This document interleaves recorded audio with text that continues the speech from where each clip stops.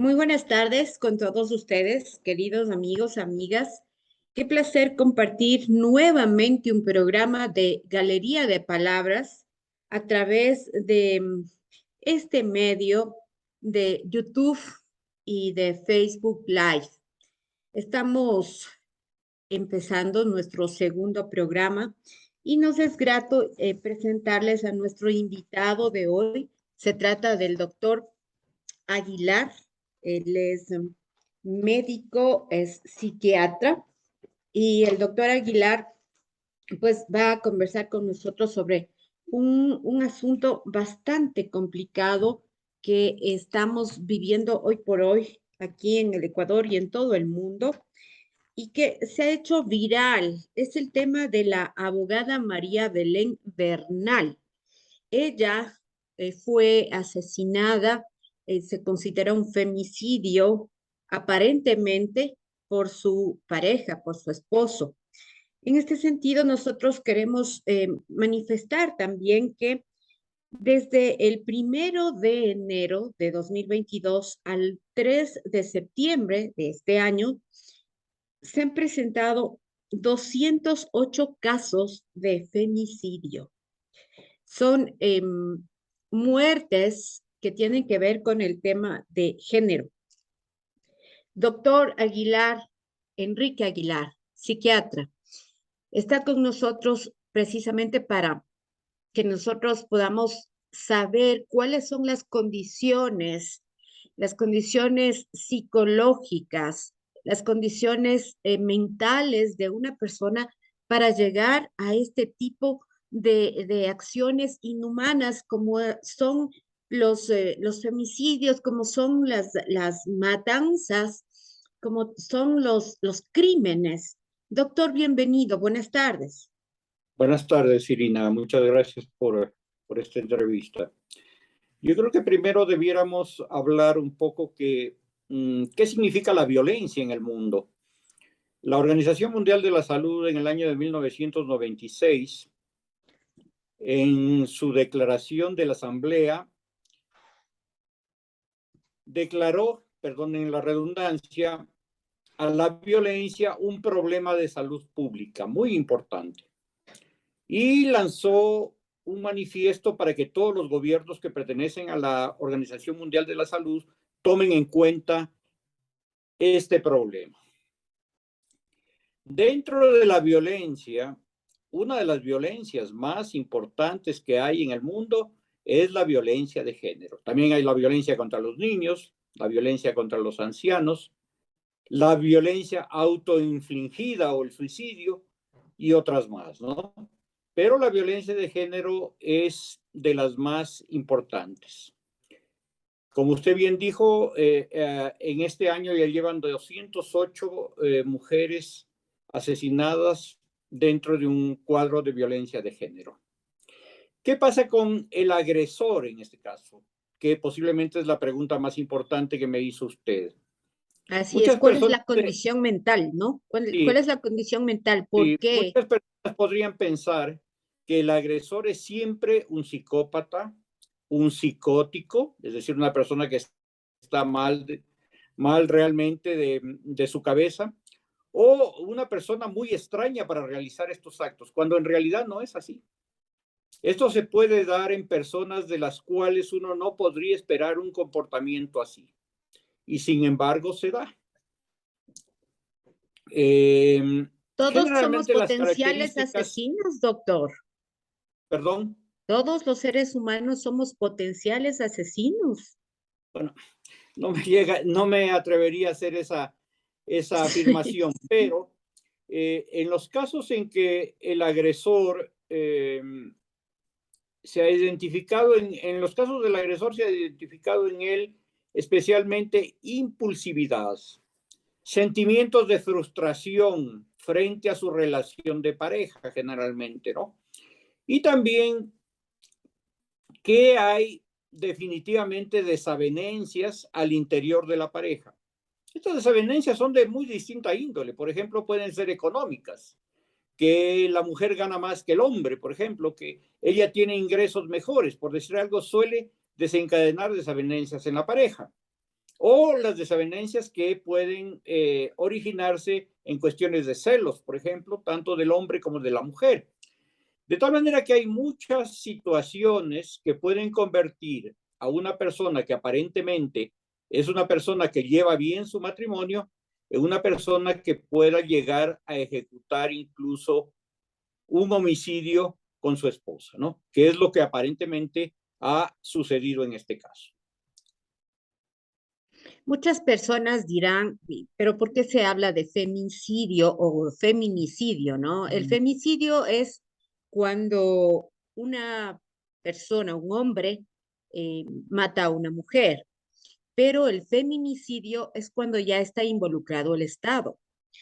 En esta consideración o bajo estas consideraciones, doctor, quisiéramos conocer cómo podemos alertarnos las mujeres eh, sobre este asunto. O sea, ya, ¿qué tipo de actitudes deben decirnos a nosotros que estamos empezando ya a tratar con una persona que posiblemente puede cometer un asesinato en contra de nosotros?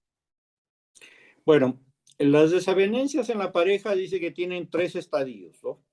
Un estadio inicial en el cual ya comienzan a haber discusiones, maltrato psicológico generalmente. Un segundo estadio que se llama de impacto, donde puede haber incluso ya agresión física que puede dañar incluso a la mujer. Y si es que esto no pasa a mayores, viene una tercera etapa que se llama de luna de miel o de reconciliación. Esto en las parejas es extremadamente frecuente. Sin embargo, en el caso de los femicidios, la tercera etapa, por supuesto, no se cumple, sino que el agresor llega a consumar su agresión física o con un arma o con lo que sea, con el fin de acabar con la vida de la mujer. El pasar del segundo paso al tercero, a veces solo cuestión de una situación en la cual haya una discusión, haya una alteración especial de la vida de pareja, etcétera, ¿no? No siempre tiene que ser una cosa extremadamente fuerte la que llegue a pasar de una etapa a la otra. Por eso es que las mujeres deben tener en cuenta que la violencia que ejerce una persona que tiene más fuerza que ellas, una persona que puede hacerles daño, siempre puede estar presente y por lo tanto debe tratar de evitarse a toda costa. Así es.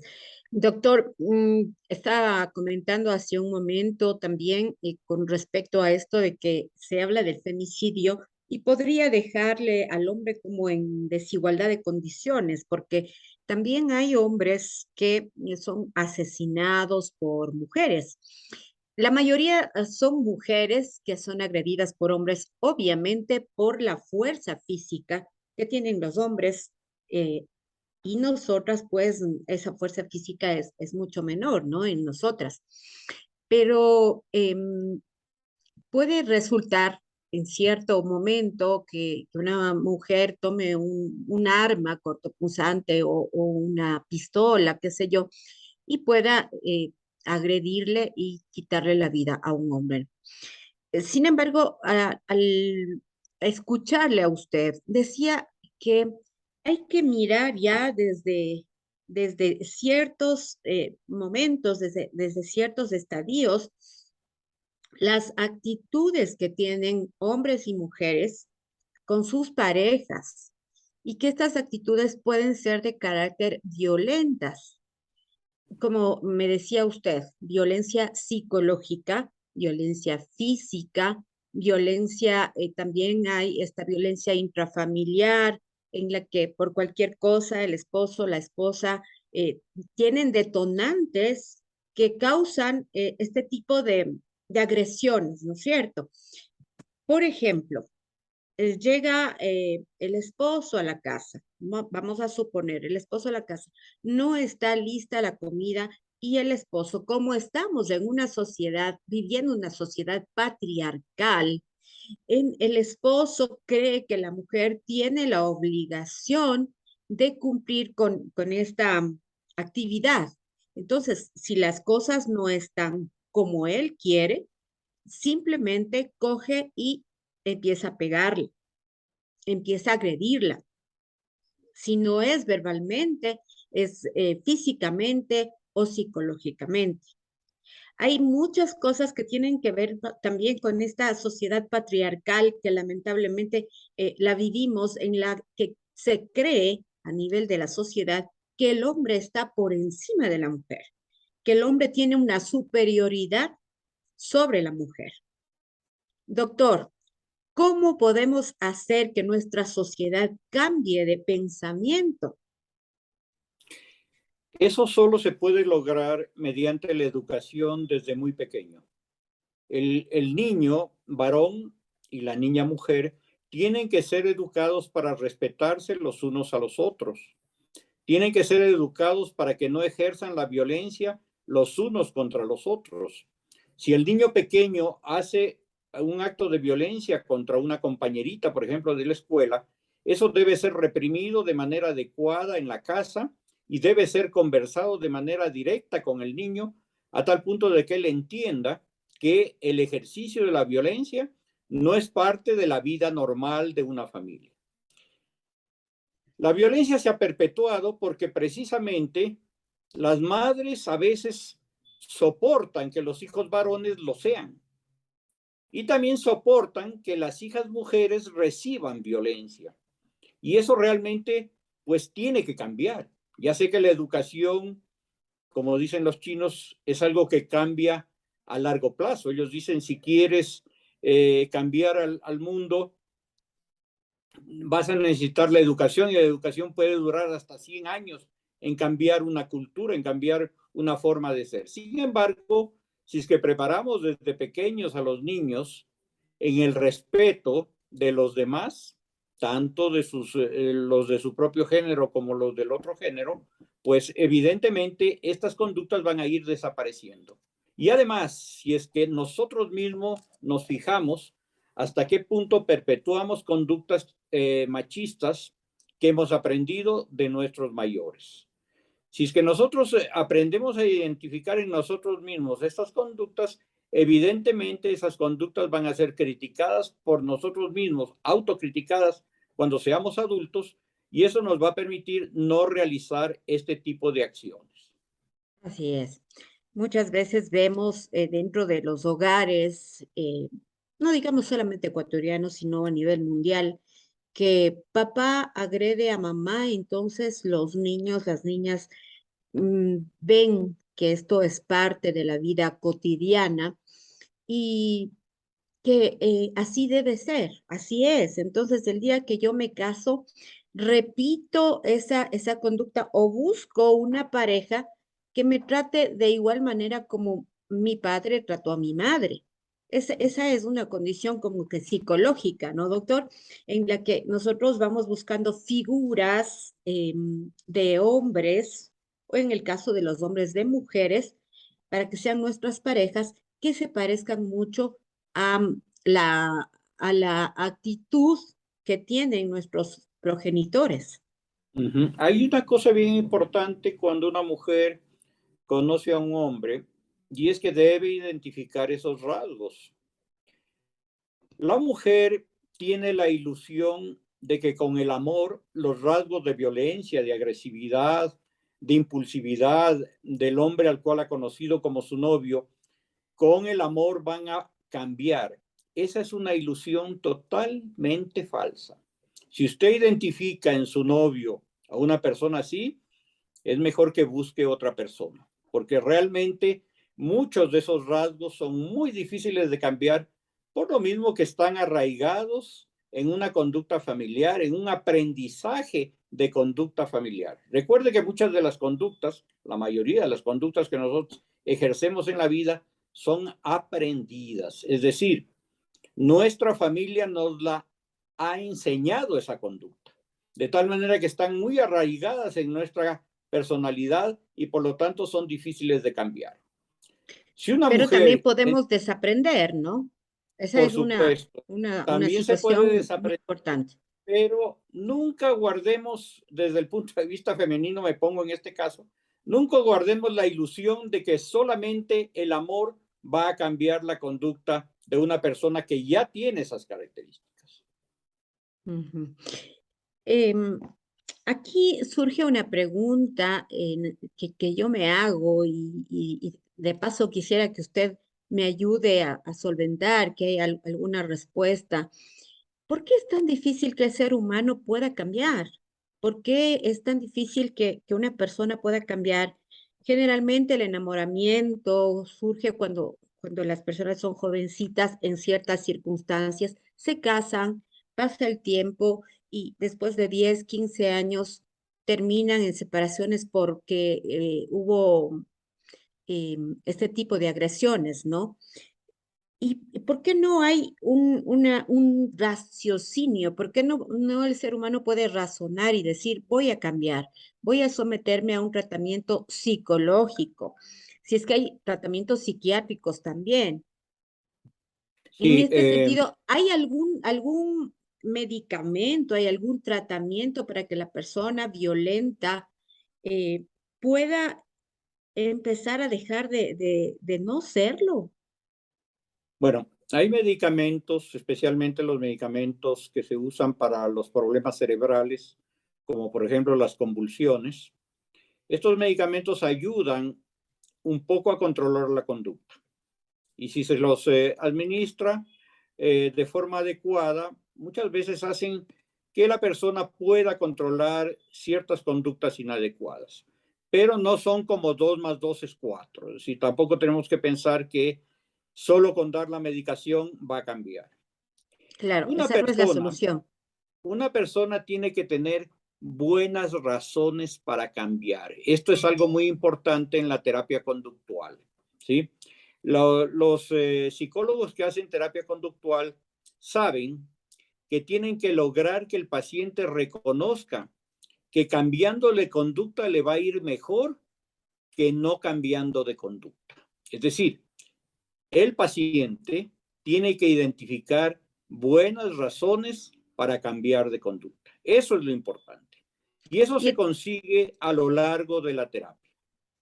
así es, y entre esas buenas razones está el hecho primero, de preservar la vida de las personas que amamos, que queremos, Obviamente. el hecho de tener familia, de tener hijos, porque, bueno, una situación como esta que estamos viviendo en estos días y que se ha hecho muy viral, que es el caso de María Belén Bernal, que aparentemente ya se encontró el cuerpo de ella. Hubo una rueda de prensa hace pocos minutos en la que el ministro de gobierno, el ministro del Interior y parte de los representantes del Estado ya confirman que fue asesinada esta señorita o esta señora y que encontraron ya su cuerpo en los sitios aledaños a la escuela de policía. Doctor, cuando ya se da este tipo de cosas, sucedió un acto de estos, la familia íntima y la familia ampliada se ve también afectada porque esto no es un suceso normal, no se puede normalizar este tipo de cosas. Y los hijos se ven afectados. ¿Qué traumas pueden quedar en las personas que están íntimamente ligados a la víctima? ¿Qué traumas pueden quedar en los niños, en los adolescentes, en los jóvenes, que son hijos de las agredidas y de paso se quedan sin madre, se quedan huérfanos y el momento que el padre huye, también se quedan sin el papá? No sé si en ese caso se pueda decir Déjeme hacer ventajosamente, un porque comentario previo a esto de lo que usted comentó hace un ratito. El presidente de la República, cuando iba a posesionarse, dijo que no iba a haber nunca más femicidios en el Ecuador. porque el Así año es. anterior hubo alrededor de 165 femicidios, si no me equivoco, y ahora ya vamos con 205. ¿Qué quiere decir esto? Él puede hacer declaraciones muy bonitas, pero esto quiere decir que no hay una política establecida para lograr que se cambien las actitudes en el país y se pueda prevenir los femicidios. Entonces, las declaraciones de los políticos no nos sirven de nada mientras no haya políticas públicas establecidas que ayuden a prevenir estas situaciones. Esto es un comentario que es tan importante porque la gente cree que ya con oír la declaración de alguien ya se queda tranquilo. No, lo que usted dice después es muy importante. Las familias no pueden soportar que la persona querida haya desaparecido dentro de un acto tan cruel como es el femicidio. De tal manera que los traumas que quedan en los hijos, en los padres, en las personas que quieren a la persona que ha desaparecido a través de un acto de estos tan cruel, son muy grandes y deben ser tratados. Es decir, el hijo de esta señora, por ejemplo, debiera ser sometido a un tratamiento psicológico adecuado, lo mismo la mamá, con el fin de que puedan vivir ese duelo tan difícil y que puedan en lo posterior retomar su vida de una manera adecuada. Esos duelos a veces duran mucho tiempo, a veces producen cuadros depresivos muy fuertes y a veces realmente cambian la vida de esas personas, ¿no?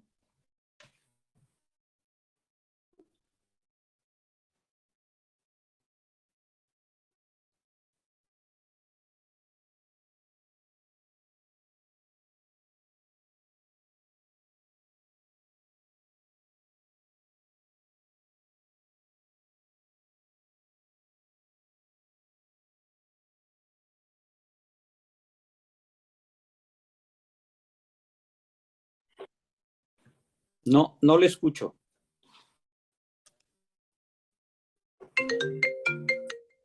Doctor, le decía que por el asunto del Zoom, por este Soy un asunto lente. tecnológico, vamos a suspendernos un momentito. No se vayan a quienes nos están escuchando y nos están mirando.